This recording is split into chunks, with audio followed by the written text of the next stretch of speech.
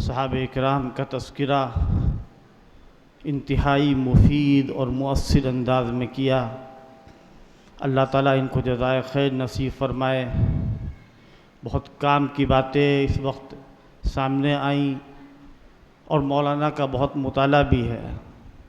اللہ تعالیٰ ان کے علم سے، ان کی تحقیق سے اور ان کے مطالعے سے عام لوگوں کو، طلباء کو زیادہ سے زیادہ فائدہ پہنچانے کی توفیق نصیب فرمائے۔ ابھی حضرت مولانا کا بیان ہو رہا تھا، صحابہ اکرام کا تذکرہ ہو رہا تھا۔ ان میں ایک صحابی جن کا واقعہ غزوہ تبوک سے تعلق رکھتا ہے، حضرت کعب بن مالک، ان سے غلطی ہو گئی تھی، وہ جنگ میں جا نہیں سکے تھے۔ سب سے پہلے تو یہ سمجھیے کہ اللہ تعالیٰ کے نزدیک سب سے زیادہ مقدس گروہ حضرات انبیاء علیہم الصلاۃ کا ہے، اور حضرات انبیاء کے بعد صحابہ اکرام رضوان اللہ تعالی علیہم اجمعین کا ہے۔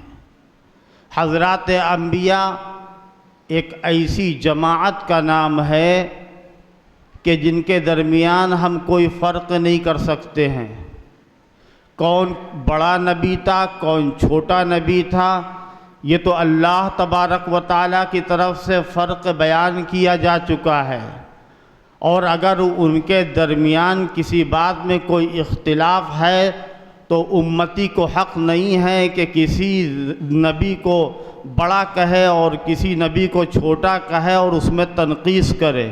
حضرت موسیٰ علیہ السلام اور حضرت ہارون کے درمیان اختلاف ہوا، لیکن اللہ کیا کہتا ہے کہ ایمان والوں کی شان یہ ہے، لا نفرق بین احد من رسلہ، ہم اللہ کے فرشتوں اور اللہ کے پیغمبروں اور رسولوں کے درمیان فرق نہیں کریں گے۔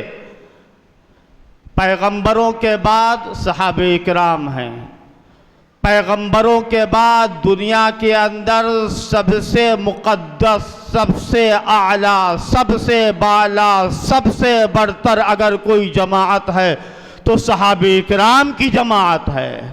انبیاء سے قصور نہیں ہوا، صحابہ سے قصور ہوا، لیکن ہم اس قصور کو بیان کرنے کے مکلف نہیں ہیں، قصور کو بیان نہیں کریں گے۔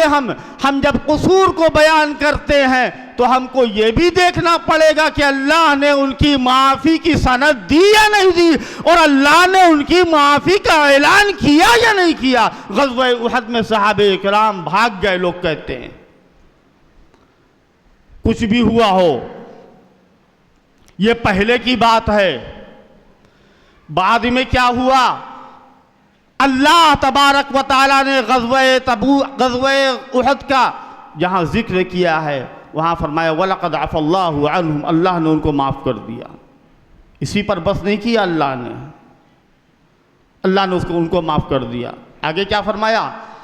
اے پیغمبر، دیکھیے یہ صحابہ آپ کے ساتھ رہتے ہیں، لہذا ہم آپ کو حکم دیتے ہیں فَاعْفُ عَنْهُمْ وَاسْتَغْفِرْ لَهُمْ وَشَاوِرْهُمْ فِي الْأَمْرِ، آپ بھی ان کو معاف کریے، ان کے لیے استغفار کریے، اور ان کے مقام کو گرائیے گا نہیں۔ وَشَاوِرْهُمْ فِي الْأَمْرِ، جہاں جو صحابی ہے اسی صحابی کو وہیں رکھیے گا اور ان کو اپنا مشیر بنائے رہیے گا۔ اللہ تبارک و تعالیٰ فرماتا ہے صحابہ سے غلطی ہوئی، بے شک غلطی ہوئی ہے، اس کی گرفت کون کرے گا؟ اللہ کرے گا۔ اللہ تبارک و تعالیٰ نے ان کی گرفت فرمائی، اور یہ نہیں کہ اگر صحابی سے کوئی غلطی ہو گئی ہے تو اللہ نے اس کی تعریف کی، اللہ نے ان کو توفیق دی، انہوں نے فوراً استغفار کیا، میں قرآن کے حوالے سے بات کرتا ہوں، ان الذین اتقوا اذا مسهم طائف من الشیطان تذکروا فاذا هم مبصرون۔ اللہ فرماتا ہے کہ جو متقی پرہیزگار ہیں، اللہ کے نیک بندے ہیں، اللہ کے پسندیدہ بندے ہیں، ان کا حال یہ ہے کہ جب شیطان کا کوئی حملہ وسوسہ ان کے اوپر طاری ہوتا ہے، تذکروا، فوراً وہ سنبھل جاتے ہیں، سنور جاتے ہیں، راہ راستے پر رہتے ہیں۔ فَإِذَا هُمْ مُبْصِرُونَ، اللہ نے جو ان کو بصیرت دی ہے اس بصیرت سے وہ کام لیتے ہیں۔ اللہ فرماتا ہے وَإِذَا فَعَلُوا فَاحِشَةً أَوْ ظَلَمُوا أَنفُسَهُمْ ذَكَرُوا اللَّهَ فَاسْتَغْفَرُوا لِذُنُوبِهِمْ وَمَنْ يَغْفِرُ الذُّنُوبَ إِلَّا اللَّهُ وَلَمْ يُصِرُّوا عَلَى مَا فَعَلُوا وَهُمْ يَعْلَمُونَ۔ اللہ کہتا ہے کہ جب ان سے کوئی غلطی ہو جاتی تو پھر وہ استغفار کرتے ہیں۔ یہ صحابہ اکرام کا مقام ہے کہ صحابہ معصوم نہیں تھے، انبیاء معصوم تھے، صحابہ محفوظ تھے۔ محفوظ کا مطلب جانتے ہیں کیا ہے؟ یہ نہیں کہ ان سے گناہ ہو ہی نہیں سکتا ہے، گناہ ہو سکتا ہے لیکن آخرت کے عذاب سے وہ محفوظ ہیں۔ اللہ کی طرف سے سند ہے رضی اللہ عنہم ورضوا عنہ، اللہ ان سے راضی اور وہ اللہ سے راضی۔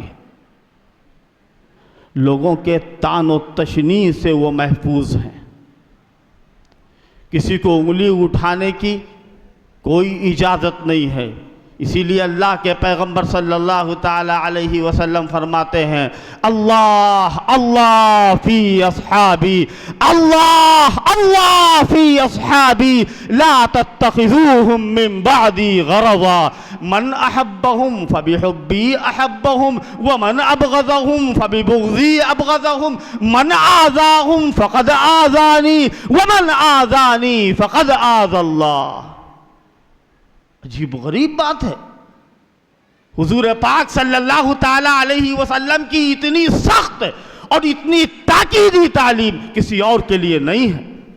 میرے بعد ان کو طعن و تشنیع کا اور گالی کا اور ان کے اوپر انگلی اٹھانے کی جرات نہ کرنا، اس لیے کہ جو ان سے محبت کرے گا وہ میری محبت کی وجہ سے محبت کرے گا، جو صحابہ کو مانے گا وہ محمد الرسول اللہ کے ماننے کی وجہ سے مانے گا۔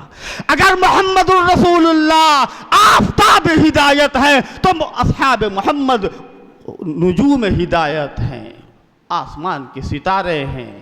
اگر حضور ایک چراغ ہیں تو اصحاب محمد اس چراغ کی روشنی ہیں۔ اس لیے ہم لوگ تو بہت آسانی سے جرات کر لیتے ہیں، ایمانی بات بتا رہے ہیں۔ حضرات اہل بیت رضوان اللہ تعالی علیہم اجمعین، کیا ہمارا عقیدہ ہے حضرت حسن کے بارے میں، حضرت حسین کے بارے میں، حضرت علی کے بارے میں، حضرت فاطمہ کے بارے میں؟ وہ عقیدہ نہیں ہے کہ ہم ان کو مانیں گے اور باقی کسی کو نہیں مانیں گے۔ لی خمسۃ اطفی بہا حر الوباء الحاطمہ، لی خمسۃ اطفی بہا حر الوباء الفاطمہ، المصطفیٰ والمرتضیٰ وابناہما والفاطمہ۔ ہے نہیں ہمارا یہ عقیدہ، ہمارا یہ عقیدہ بالکل نہیں ہے۔ ہم مانتے ہیں حضرات حسنین کریمین سیدہ شباب اہل الجنہ، ہم مانتے ہیں کہ حضرت فاطمہ رسول اللہ کی دل کی ٹکڑی ہے، ہم مانتے ہیں کہ حضرت علی مرتضیٰ رضی اللہ تعالی عنہ رسول اللہ کے داماد ہیں۔ بڑے ادب سے، بڑے احترام سے مسلمانوں کو ان کا نام لینا چاہیے۔ وہ حیدر کرار ہیں، وہ اسد اللہ الجبار ہیں، وہ حضور پاک صلی اللہ تعالی علیہ وسلم کے رشتہ دار ہیں، سابقین اولین میں سے ہیں، خلفاء راشدین کے اہم ستون ہیں۔ ہم اس کا انکار نہیں کرتے، لیکن ہم بار بار یہاں یہ کہہ چکے ہیں اور آج بھی یہ کہیں گے کہ جس طریقے سے ہمارا عقیدہ اہل بیت کے سلسلے میں، تمام صحابہ کے سلسلے میں، حضرت مولانا نے اس وقت جو پیغام دیا ہے اس سے جو بات سمجھ میں آئی میں نے آپ کے سامنے عرض کی ہے۔ اللہ پاک حضرت مولانا کے بیان کا زیادہ سے زیادہ فائدہ اور فیض عام فرمائے۔ ہم کو بڑی خوشی کے ساتھ، مسرت کے ساتھ اور فخر کے ساتھ یہ کہنے کا جی چاہتا ہے کہ ہمارے مدرسے کے استاذ، اور کہنا چاہیے کہ تحریک مدح صحابہ کے ایک اہم ترجمان اور مدح صحابہ کی ایک طاقتور آواز ملک کے اندر، شہر لکھنؤ کے اندر کون نہیں جانتا؟ وَإِذَا خَفِيتُ عَلَى الْغَبِيِّ فَعَاذِرٌ أَلَّا تَرَانِي مَقْلَةٌ عَمْيَاءُ۔ ان کا مقام تو یہ ہے۔